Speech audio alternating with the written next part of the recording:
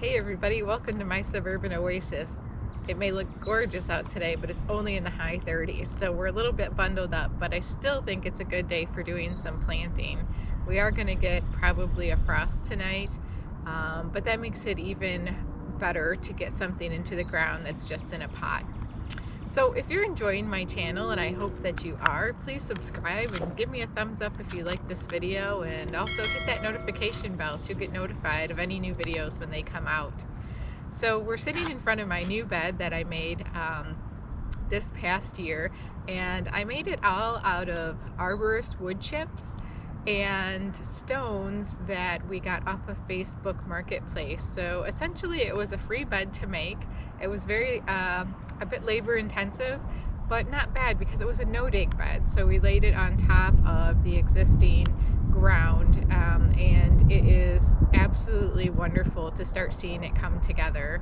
I've got a couple of blue muffin viburnums in here, and I've got a black lace elderberry, and I'm going to add a plant today that is called a Blue Arrow Juniper.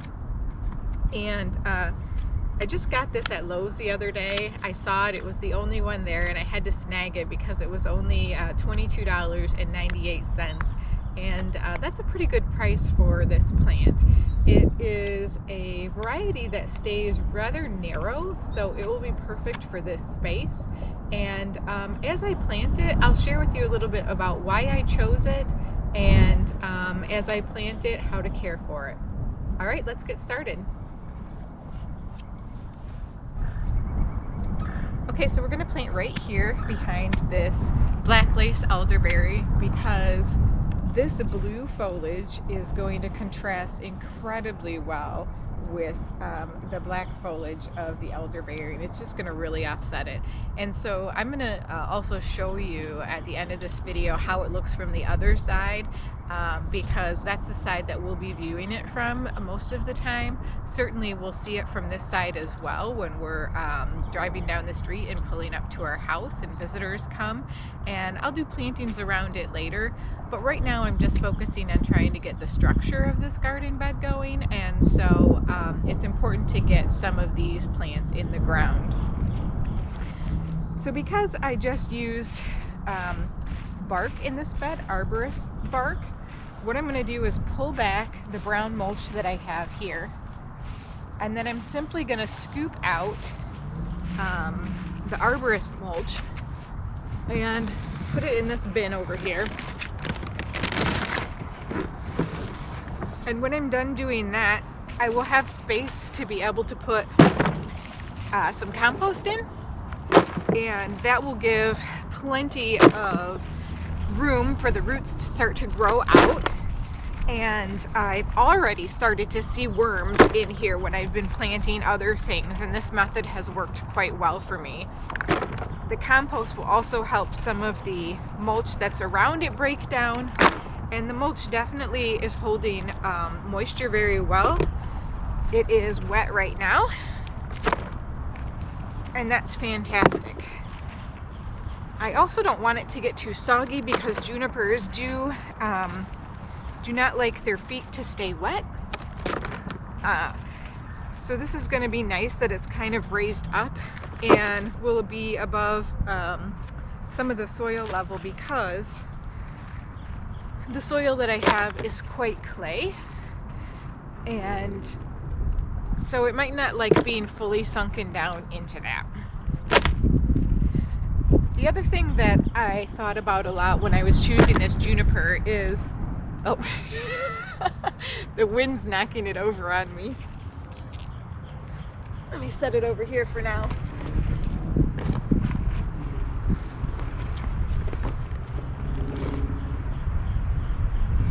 Not only is it an eye catcher during the summer when it's got nice contrast, but it is really nice to be able to have evergreen in the winter. So over this past year, I've been spending a lot of time planting shrubs and small trees and trying to increase the vertical height in my garden. And I was inspired by David Kolb's Layered Garden book, and I've been watching some of the webinars that he's had lately, and he's just amazing. He really is a painter with plants. And so I've been trying to create this layered look with height and verticality.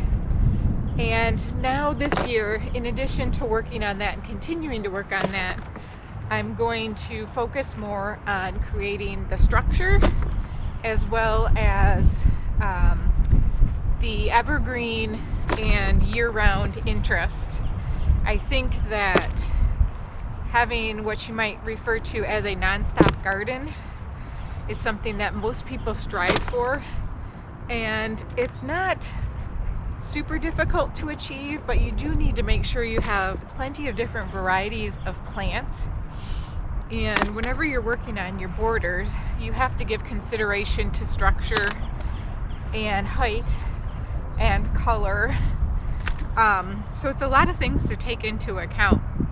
And I think that I'm doing that fairly well so far because I've got some verticality. These Blue Muffin viburnums that are in this bed can grow up to 16 feet tall. I am absolutely not going to let them grow that tall because I do want this Blue Arrow Juniper to be the tallest thing in the bed. And it does grow between 15 to 20 feet tall. And it is hardy down to zone 3. Zone 3? Maybe zone 4. Let me double check. Yes, hardy down to zone 3. And we do have some power lines that run through here. And we used to have a maple tree that was here that we cut down a few years ago. And so I want to make sure that whatever I plant does not get in the way of the power line. So this is several feet to the side of that. And the power line is probably about 25 feet tall. I don't expect this to get to 20 feet tall. And it probably will stop growing around 15 feet just because of the weather that we have here. I'm just going to add some holly tone in here. Holly tone is good for acid-loving plants. Put a couple of handfuls in here. This is biostoma. It's organic. And it's just, it really helps the roots to get established as well as provide it with the nutrients it will need. So let me get this out of the pot. I actually added some potting soil to it and got it nicely watered in because it was super dry when I bought it.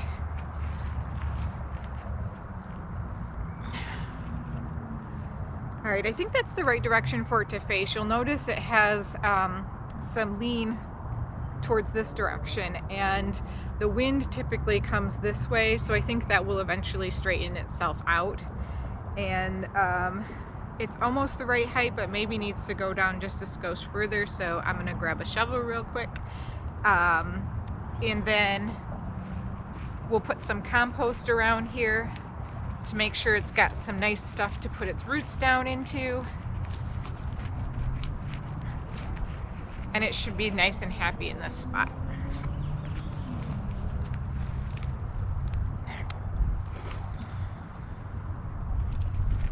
So I'll put it in here for now.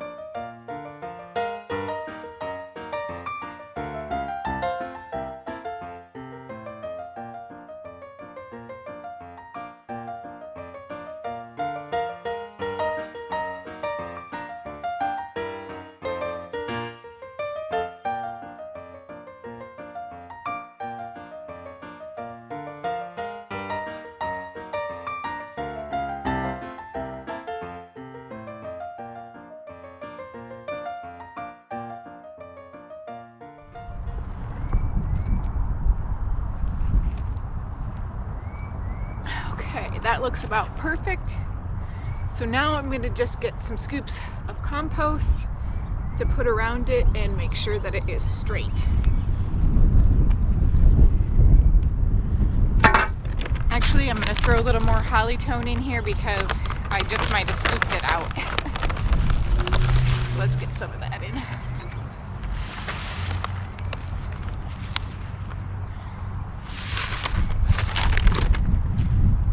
Stay up, tree.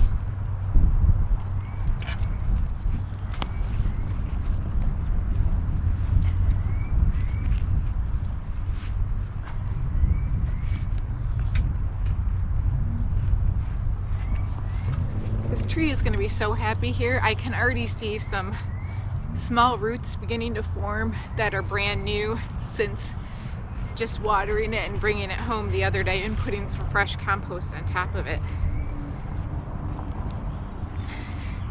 Have you guys had a really windy spring? It's been ridiculously windy here. I feel like every time I come outside it's windy.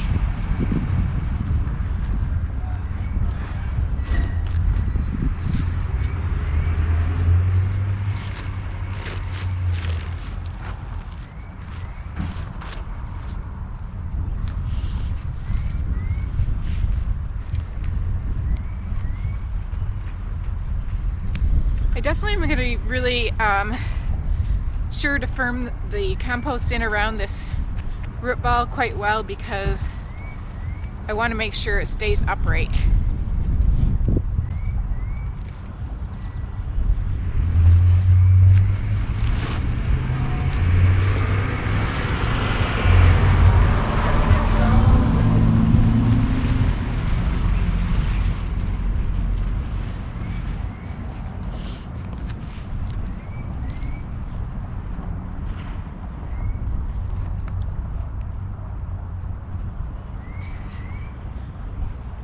Before I get too far, I got to stand up and take a look to make sure it's upright and straight.